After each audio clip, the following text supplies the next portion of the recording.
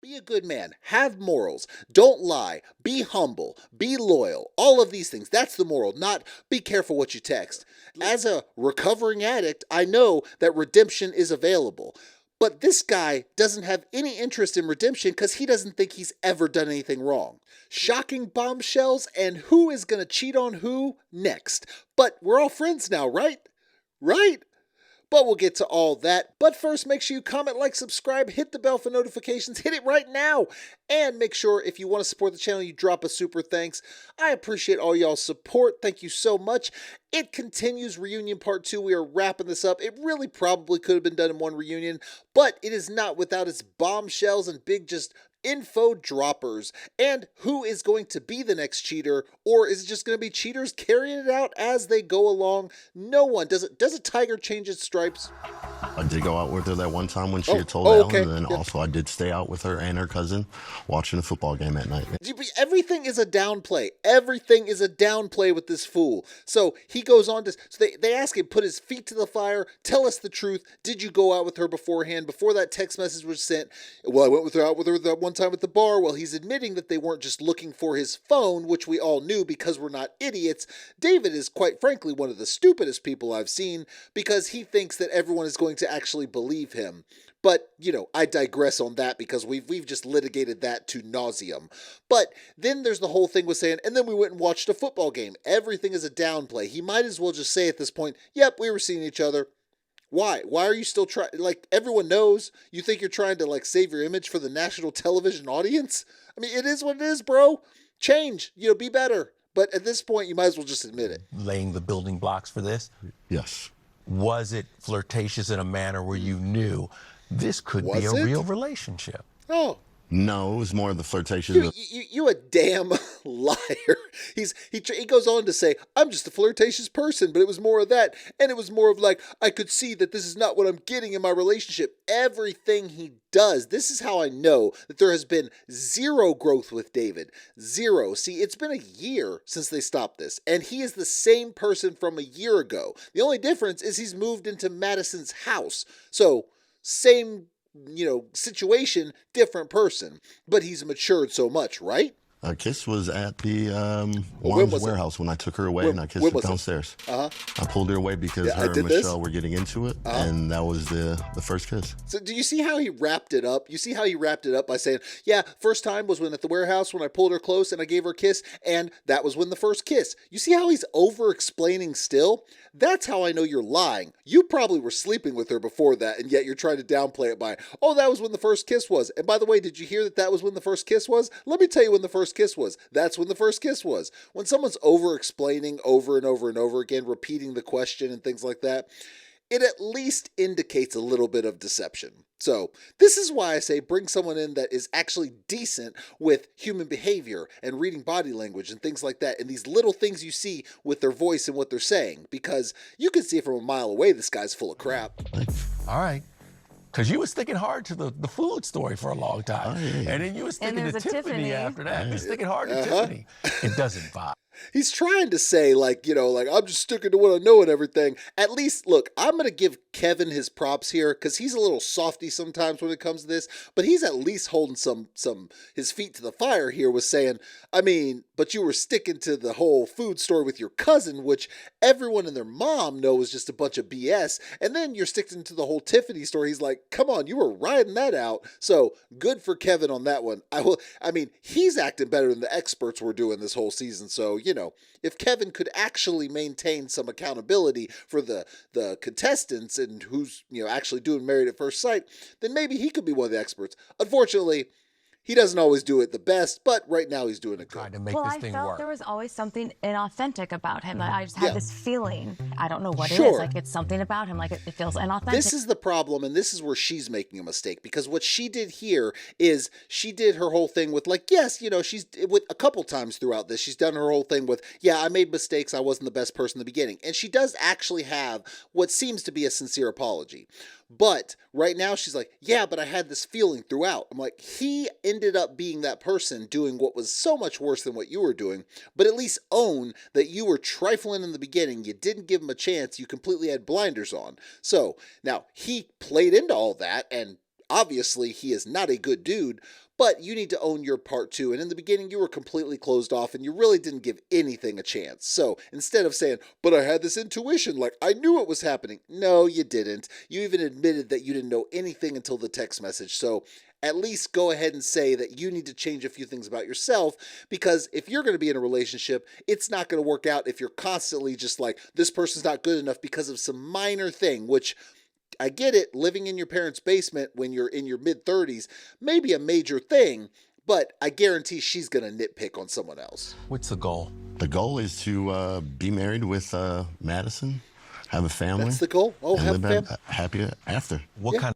Yeah, but so let me ask you this. If that is the goal, if the goal is to marry Madison, if the goal is to live happily ever after, all of that, why would you buy her a promise ring? Why not just go ahead and propose? That's the goal, right? She's your soulmate. You're talking about how much you love her. You tell everyone all the time. Or is it just that you're trying to sell it and you know you're full of crap because you ain't really ready? You're just, feeling it right now. Infatuation, not love. That's what this is. And you know what? They're going to get tired of selling it to everyone, and they're going to get tired of each other. One of them's going to cheat and it's going to fall apart. And we'll see a little bit later in the episode why that's even more, evident. I give her financial security. I give her emotional. What is financial security? Just so we can clarify all this. Because that she doesn't pay for a damn thing when we go out. And that I open up a car door. Okay. He gives her financial security because when they go out, she doesn't pay for a thing. That just means paying for dinner. And then he goes on to say and opening the car door. That's nice. It's great. I open the door for women. Absolutely. That's what you need to do. But when you say I pay for everything going out, that's a little misleading because you say I pay for everything when we go out. Okay, so you pay for like candy at the movie theater. I mean, don't get me wrong, that's like a second mortgage on your house, but this is not like I am taking care of things. I am stepping up and being the man in the relationship, and I am being at the very least an equal and taking part in this. No, you moved into her house. I don't buy that you're paying for a whole lot, other than maybe you're paying for date night. So he is being intentionally misleading and thinking he's smooth. I mean, just look at his face. Look, that is a guy who thinks he is God's gift to the world. And he really was playing it out in the beginning, but that guy was always there. He just was dormant until he met Madison. And then they just kind of went full Bonnie and Clyde on everyone. Like, it's chemical infatuation. And then next thing you know, you're like, oh, well, I forgot to get to know this person. Okay, he's trying to basically explain away why he wasn't affectionate. Look, I like Juan. Okay, I like him. I think he's a good dude. But you're not going to explain this one away. You don't have to have sex with someone. You don't have to be intimate with them to just, hold their hand every once in a while. Hug them. Be close to them a little bit to actually try to build that affection up. Now, if that's not there, if you're not feeling it, that's fine. But don't, just kind of try to But don't try to explain it away by saying, we don't want that chemical infatuation. I think you'll be good with giving a hug every now and again and showing you actually care. So you're kind of full of it on that one, Juan. This lady was full-blown S-ing Juan there, and we're just going to go ahead and just let that go, right? The next thing would be like, all right, everyone named Juan in the room needs to go ahead and take off their pants, but only people named Juan. Like, that lady was weird. I mean, I'm sorry, you can sell this tantric yoga session all you want, but Granny had no business being there with them two. It's just not my style. I didn't really feel like I got much from that. Other than really creepy vibes from Grandma, who was rubbing a rose all up and down my junk. I mean, literally, if the roles were reversed and a guy was doing that to a woman, you know damn well he would catch some charges. Come on. That lady literally... Now, I know y'all know what SA stands for, but got to watch out for YouTube and they're liking to cut down on videos and stuff. But that lady was literally SAing him, and you know that. Come on. So we shared a moment. It was awesome. I'm not gonna lie, I forgot you were there because I was just having so much fun. I think I'm living it. And the reason why they're bringing this clip up again is because she's basically trying to say the point of which she knew it wasn't gonna work. And yeah, pretty much the look on her face there when that all happened says it all. Now, do I think he was just being kind of insensitive and not really, present, I guess, in that moment of what he was saying, if you want to be really esoteric about it or whatever? Sure. And I think he made a mistake. And he goes on to say he made a mistake.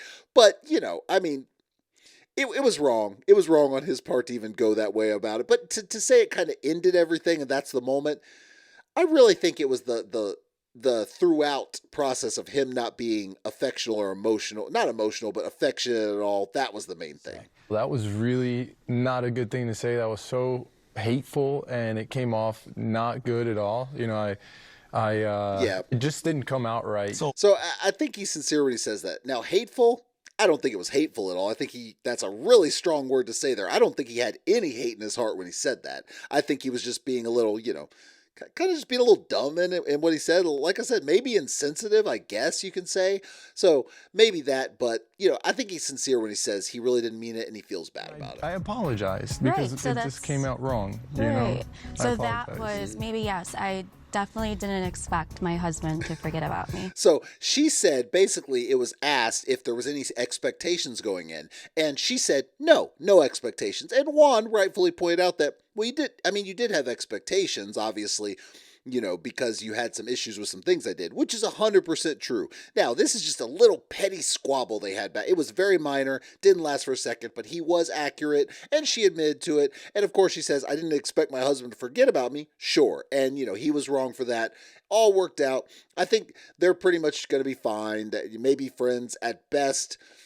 But other than that, there's really no quarrels with them. Now, first off, I'm just going to point out that when they bring out all the guys again, it's hilarious how they're pointing the two rejects who have absolutely no man card to speak of on the left, and the other guys who actually seem like they're decent, although not without issue, but still maintain their man card on some level on the right. I think that's hilarious. And they place that, they're like, all right, villains on the left and somewhat okay guys on the right. Although the only one that I really think kind of feel bad for, that I really hope it works out for, is Alan. I think Thomas is doing well, just fine. Juan, okay, sure, fine. I hope he does okay. The other two, I'm like, y'all ain't ready. Also, David. I would say. So, you hear that real quick? It was very quick, and they tried to get away from it. He said, basically, who I would go to for advice. He said, I would say Juan, and then real quick, he said, also David, and moves on. Like, why on earth would you go to David for advice? That is the dumbest crap you could ever do. Thomas, you've seen life. Overall, you've had a good head on your shoulders, although not much of a backbone, and Camille's going to kind of run all over you in the marriage for sure. But, you seem like a good dude. Do not go to David for advice. I hope David grows. I hope he becomes better and really does some, really looking inward and realizing he needs to humble himself to become a better man, because right now he is no man. If you go to him for advice, your life is going to fall apart when it comes to your relationship. I will tell you that right now. Who has the most swag? Who has the most swag? Now, today. I would say Akechi. Yeah. He's always. Akechi has the most swag. Akechi looks like he is trying to peacock 95% of the time, thinking that he has swag and thinking he has style. Listen, I understand. I'm not the most stylish person. I'm a man. I couldn't care less, for real. I mean, don't get me wrong. I'm not going to roll out with just like, ripped up everything and everything like that. But at the same time, he has, in his wide-brimmed hats and his multicolored glasses and all this stuff, he's peacocking, trying to stand out in the crowd. And let me tell you something. You just look ridiculous. I mean, you want to be all about the fashion, whatever you think. I'm sorry. As a man, I will never understand that. You can, fine, take care of your grooming standards and all that. Fine, I get it. But actually acting like, I really got to worry about my fashion and things of that nature. Nah, dude, you just look like you're trying to get attention. That's it. Who do you think will get married next? Well, Yeah. David. The only reason they're saying this is simply because he's the one acting like, oh yeah, we're soulmates. Yeah, Why? like when he wants something, he goes hard for it, and he loves very strongly. So This goes to show, like Thomas, God love Thomas, but he is acting not of an intelligent nature in this matter. Talking about David, he loves so hard, he goes for what he wants. My God, I'm sorry, I got to point back to, he was living in his parents' basement when he came on the show. Did not have a problem with that to save money, but damn, didn't have much initiative either, or at least appeared that way. Or at least he was kind of slow rolling things. And that's fine. But to say he's got all this initiative, he goes for what he wants, he does these things. No, he saw Madison in her yoga pants in the gym, and that's all she wrote. Now he is completely infatuated. I'm in love with, I want to marry. Nah, dude, I don't think you understand what the difference is between infatuation and love. You are not thinking with the correct head up here. And not only that, but he also has no morals about him to not cheat on her either. So not thinking with the right head, and he has no morals and he's going to go off and cheat anyway by thinking with other said head. That was about food. My cousin Denise texted me, and I was like, I'd eat her up. Listen to that right there. He had to correct himself, but right there, she should have known I mean, she knew, but it should have been all she wrote. Like, just call him out right there. Stop BSing me. So they're recapping this because they're trying to bring up, oh, what did y'all think? And the guys have a good laugh about it now. But in reality, right there, he says, yeah, I was just saying, I just really wanted to eat the food, and he corrects himself right there. So Freudian slip there, says what's really on his mind while trying to make a lie. Not working, and he said it all right there. And then it just became the snowball of the lie that never really ends and gets even more and more ridiculous as it goes along. So, and guess what? After all of that, he still has zero growth. None. Be careful how you text. Or just don't text. Don't text, you know? Make sure you get the right I'll talk to AI. Like, yeah, but how about, see, this is the whole thing. The moral of this is, be careful what you text. No, the moral of this is don't lie. Don't be a POS who is not really paying attention in their marriage and trying to be a good man. Be a good man. Have morals. Don't lie. Be humble. Be loyal. All of these things. That's the moral, not be careful what you text. Listen, this is where I break with Kevin, because that is the most ridiculous thing I've ever heard. Right then, he should have taken that opportunity, looked right at David and said, this is how it is. You need to work on your morals, and done something of an educational nature, because David, in all his cockiness, I mean, look at this. Every time you freeze the frame on the video, it's some sort of face like this, because he lives in a cocky world. He thinks he is the ish. He thinks he is God's gift to the world, to women, to anyone who is around him. He does not have a humble bone in his body, and he needs to be humbled to have a successful and really good, loyal, well-lived life. And you know what's not going to happen? Any of that, because he's not humble. And you know what? As much as David annoyed me, I want the best for him. I want him to be better. As a recovering addict, I know that redemption is available. But this guy doesn't have any interest in redemption because he doesn't think he's ever done anything wrong. Period. And all he keeps referencing is how his parents and his friends know who he is. Well, then they don't really tell you who you are, because if they know who you really are, they know that you ain't about nothing but lying, cheating, and stealing. Me, myself, and I'm being selfish. Yeah. I'm enjoying... Okay, so he's asking what he's doing, and it's just me, myself, and I am being selfish. Well, that's just Akechi's natural state, so no shocker there. When I need relationship advice, David, the same thing. Again, he invokes David for relationship advice. David will destroy your relationship with any advice he gives you. Know that right now. If you go to David for advice and your relationship ends, go ahead and blame David and your idiot self, because Thomas, I like you, but right now you ain't showing that you got too many brain cells up there. If you continue to just develop, man, you're not going to have any issues going forward. I think that 100% true. Alan was kind of the one that there wasn't much fault with him. You could argue the drinking thing, but after watching throughout, I really think he probably didn't have any kind of, he didn't have too much to drink, because he definitely had a point where he did have too much to drink and he wasn't driving. So I think overall, Alan was the one that was really kind of a miscarriage of justice, if you will, because he didn't get a real shot. However, he was able to reconnect with someone. It seems like it's going well. So wish him all but the best, but it's sad that it happened like that. Up to that, I did push him away. I treated him. I was a little bit of a brat, a big brat, actually, in the beginning, and I have apologized to him. So yeah, I've owned up to that. So this is the thing. I don't know when she owned up to it to him, but at least hers comes off as more sincere. David apologizes when he's trying to get people off his back. Every time he apologizes, and in every conversation, he pretty much weasels in on an apology there. It never comes off as sincere, because it's like, I am sorry for how you think it appeared that I might have possibly hurt you at some point, but I didn't though. That's like kind of his apologies. Or, I am so sorry that I did this, but you made me do it. That's like every apology for him. So at least hers came off as sincere, and she's owning a little bit that, yeah, she was a brat in the beginning. She really was. Nitpicky, not really giving anything a chance. There's also been rumors spreading that you originally paired them together, and it was a last minute you switched Madison and I. Now, they claim this isn't true, but this would not shock me at all. I don't know, but in reality, it was kind of thought that in the beginning that David and Madison might be a better fit, so it would not shock me if they swapped that for some reason. They're, of course, not going to own up to that, but, at the same time, they talk about preference, and they go on to say, and on their preference sheet, and, we try to give them what they want.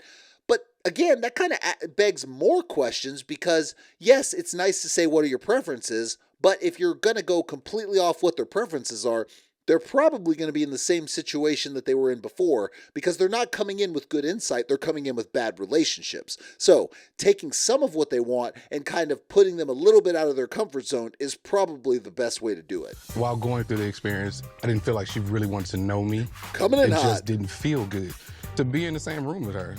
Just the energy wasn't right. Damn, all right off the bat, just the energy wasn't right, didn't feel good to be in the same room with her, none of that. I'm like, good Lord Almighty, what is wrong with you? Now, I get it. MM makes bad decisions. I mean, case in point, her new man that is just completely over the top, really trying to sell things, but we'll get to that in a minute when he comes on scene.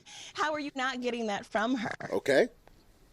I didn't get that from her. Okay. How? Explanation. I just didn't. Okay. And that's what he does. He doesn't ever really give much of an explanation. He kind of, when pressed, he'll give a little bit more, but in reality, he's not really answering anything. Just, I didn't feel, and that's fine. Yeah. If your answer is simply, I'm not feeling her, she's not for me. How? I'm just not feeling her. I'm not attracted to her. That's fine, but when you make it seem like there's no connection here, I'm uncomfortable to be in a room, and you say all these things, people are going to wonder, what's making you so uncomfortable?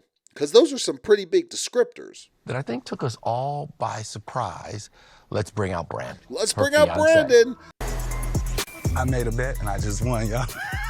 Look, he comes out all excited because he basically reached, and you couldn't really see it there that well, but he reached out his hand and Akechi said, no, I'm not going to shake it. Now, petty, yeah, maybe, but at the same time, I mean, even if Akechi was completely wrong, and he was pretty completely wrong, why are you going to shake her new man's hand? I mean, that's kind of ridiculous. Like, we're good, bro. Yeah, shake it out. No, why would you want to? So I give him that. And he's going to come out laughing. I made a bet, and I won. And the bet was, and I never said who with, but the bet was that Akechi's not man enough to shake his hand. I'm like, dude, for one, you're over the top. For two, you're full of crap too. Like, this Brandon dude is full of crap. He is red flag central, and yet MM can't see it. So, guess what's going to happen? Another heartbreak. Well, this one wasn't really a heartbreak because they never really got into it. But he's coming out doing all this. He acts like he's 5.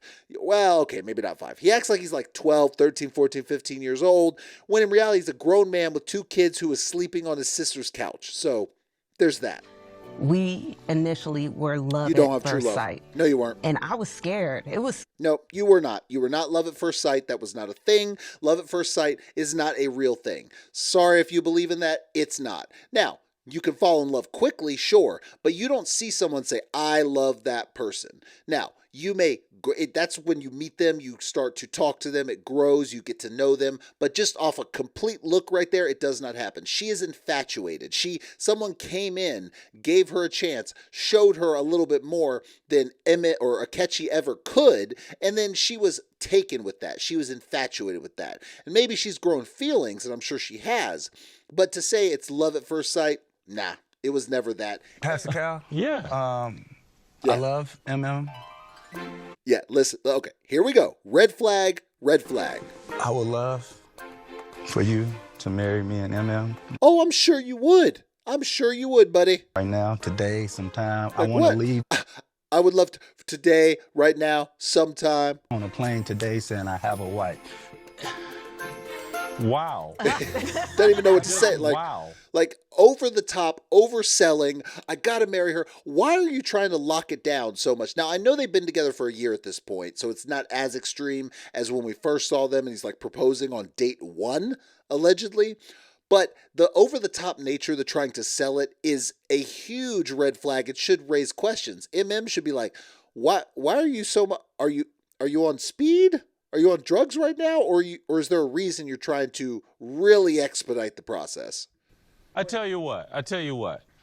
Let's talk offline.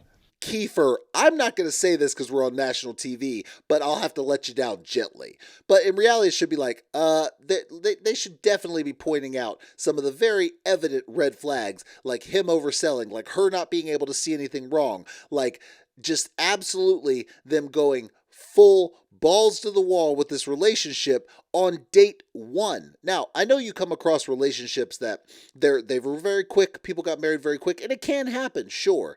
This one does not scream that that's something that's going to be long-term with them. When, what, how many? Talking about kids. Last night we had Hennessy.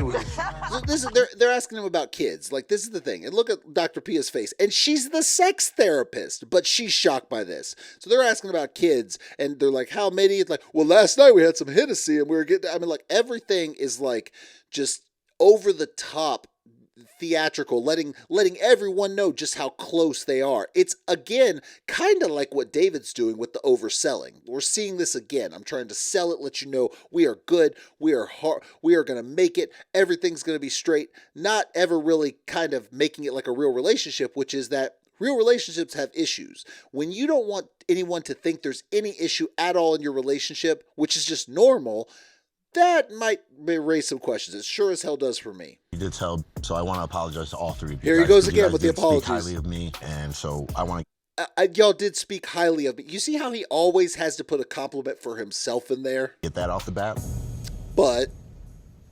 And secondly, I'd like to politely decline in regards to the timely manner. So they're asking about the timeline of them and everything. And I'm going to decline that after apologizing for how I basically lied to all of you. So yeah, his words hold no weight. This is my soulmate. I found her in a different way. And I love you, baby. that's basic. Overselling like a mother. Like, this is the thing. Like, and I just love you. It's my soulmate, and I found her like this. Please believe me. Good God, everyone, don't you believe me? That's what this is. He's like, if you don't believe me, then you know what? You're not an important person because you're below me because I'm cocky. This is the kind of crap you deal with David. This personality type, he is. It's cocky to a very undeserved level. So there's confident and then there's cocky. He is cocky, but why? God knows. I don't know. It was, for me, it was the moment I saw him broken down. Good God. You just admitted every problem you have right now. Asking when you knew. For her, it was the moment he was broken down. You saw something you needed to fix. Every problem you've ever had in a relationship, you just repeated it with David because he was broken down. For one, he was never broken down. He was probably manipulating you because he never cared about his relationship with Michelle. Now, he might have been bothered that she wasn't treating him well, but he never cared about it. So he was probably manipulating her. She fell for it, decided, hey, I need the guy that I can fix, which seems to be a pattern with some of these younger women that don't seem to realize that you don't have to find a guy to fix. Good guys are out there. And, oh, by the way, if you want to deal with the pain and stuff, you don't have to. Not if you want to, but if you are going through dealing with the pain of relationships because these guys don't treat you right, they constantly cheat on you, you don't have to because there are good guys out there. She hasn't seemed to learn that yet. It was just her listening to me and knowing who I was just what I fell in love with, and I knew. Yeah, he's so full of it. I appreciate your maturity. I'm not oh my gosh, the... I appreciate your maturity. Like, just call it how it is. And he goes on to say, I'm not trying to keep revisiting the past, but he is not mature. Why are we trying to pretend like David has all this growth? It's zero. It's not there. He hasn't changed at all since the end of the show. For you to not allow the way things happened in the past to determine how you move forward in the future. That's a nice way of him saying, you better change some of the things you did in the past because otherwise your relationship is going to fall victim to it.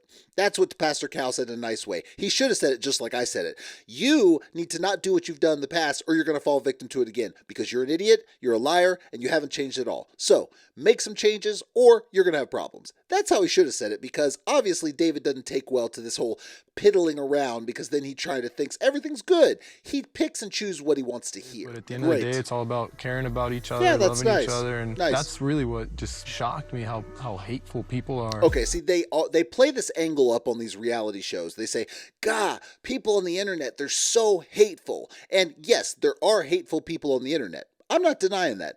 But of course, if you're on a reality show, you're going to have some pretty nasty comments because there are a bunch of trolls out there trying to get under your skin. The fact that they highlight this, it's pointless. There's no reason for it. Why give it breath? Everyone gets hate on the internet. And that's because people can be faceless on the internet. But you know what you do? All the positive comments. Or some of the stuff that they claim is hate is really people just criticizing. Like when I say David is not honest, David is not humble, David has growing up to do, and David is an immature man-child. Well, that's true.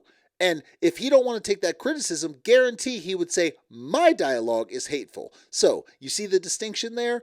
This is the problem. They play it up when in reality it's like, yes, you're going to have people who are going to say nasty things. You tune it out. Alan had a better take on it. Write children's books because you destroyed my soul or something like this. And I'm like, where do you get this? Like, exactly. You know nothing about nothing. And you're See, he's talking about how some of the crazy comments people are saying about him, like some sort of he was destroyed and all this, was comical. That's what you do. You look at those and you say, my God, get a life. These idiots on the internet, these faceless trolls, get a life. Laugh about it and say, you probably live in your parents' basement. David. But, you know, either way, you laugh at it, let it roll off. Don't have a thin skin about stuff. Why? Move on. Don't melt like a snowflake every time someone says something negative. Good God, let it go. Even the worst of the worst, let it go. And you know what? I hope you find your peace one day, sir, because you are not a nice person. But don't let it get to you. Don't let it ruin your day. Juan took it a little too personal. You know, our human and our genuine apologies for the group and the Notice how she keeps saying genuine. Situation are real and valid and as opposed to your invalid apology. Like, our feelings are real. We're two real people. We're genuine. We are so genuine. We're super genuine people. Like, the fact that you keep saying this says to me, you're not so genuine and you're not sincere. We did take in from the lessons that were given from the experts or our experiences with our other significant others we heard. No, you absolutely didn't. You're trying to say you learned from your experiences by cheating on your wife. That's what you're trying to tell me right now. He is on a never-ending mission to try to make himself look like some sort of savior complex, some sort of hero, when he just comes off looking like the guy that everyone laughs at because they're like, he's a clown. That's all he is a clown. Like, he really is a good dude, and like he has a lot going for himself. And, okay, like, sure. He really has like a great heart. Why are you you know what? I know why Camille is playing it up like David's a good dude and he has this good heart and everything like that. Because Thomas seems to be blinded and naive. So Camille is blinded and naive. I don't know why y'all are defending David. You can be friends with him. I'm not saying you to be like, stay out of our lives. No, it's fine. But why are you making a point to say, just so y'all know, he really, really is a good dude? I'm like, what's the point of that? If you really think that, then you are very naive. And they were a real problem. And if you know who I'm talking about. Listen to this. Oh, who was the problem? Who was the big problem? Talking about Luffy. Exactly. And by the way, I called that 100% as we were watching the show. Knew that's what they were going to do. They played it up on the promos. All this, the real person that was the real problem. I said, you know what they're going to say? Luffy the dog. That's exactly. Sure enough, played it up, went into break saying it again. Like, it's going to be Luffy the dog. What do you know? Predictable as hell. All right, they're talking about, they get the tattoo that he had covered up a woman's name he dated or something in the past. Now look at this.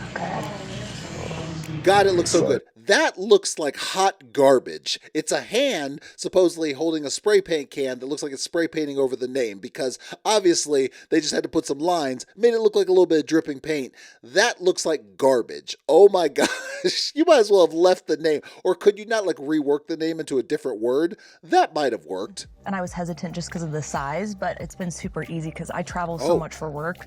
Talking about them living together. She travels so much for work. And he doesn't work from home, so we're really not there together at the same time except for on the weekends. Like, do y'all not see how this is going to be a problem? Y'all are not together at all except on the weekends. She's gone. You think that he is not going to cheat on you? You think that she is not going to cheat on you? They are not going to remain faithful. This setup they have is not going to work. And if they don't realize that right now, or if they haven't already got suspicions, I don't know what to tell them. And of course, they try to close it out strong, and we're going to go ahead and let Akechi give us some poetry. Some art and poetry to bring it home. Tell us. Married at First Sight Chicago. Tell us, Akechi. He is over. For real? Like, this is your opportunity to actually make it seem like you're some kind of poet. And he's like, it's over. I'm getting the hell out of here. Like, yeah, dude, because we know you're a fraud. And yet you want to keep talking about your artistry and got all this. I play the bass and I travel around and I do my artwork and I do my poetry. You just try everything. That's not a good thing. Like, you try everything. You're mediocre at best at them. And then you want to act like you're a professional and an expert in everything. Good God, I won't miss that guy. But it was entertaining, I will say that.